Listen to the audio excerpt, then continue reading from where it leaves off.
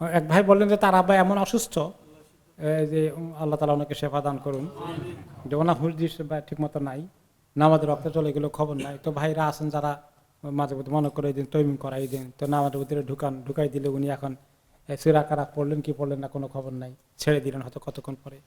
তো এইরকম যদি যদি সামান্য কিছু হুঁশ থাকে তাহলে তাদেরকে মনে করাই দিলে, যদি কয় হ্যাঁ নামাজ পড়লাম, হাত বাঁধলো, এতটুকুন একবার মনে করাই দেন।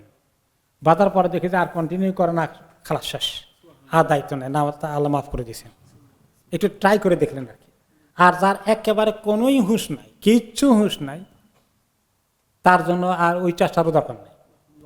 কিন্তু যার কিছু হুঁশ আছে, সামান্য আছে, একটু পার্সেন্টেজ আছে, আবার চলে যায়, বুঝে না, এক রাকাত পরে ছেড়ে দেয়, রুকু করে ছেড়ে দেয়, সেজদাতে পর্যন্ত যায় না, তো এরকম ওই ঢুকাই দিয়ে ছেড়ে দিলেন, ওনাকে আবার বলতে হবে না।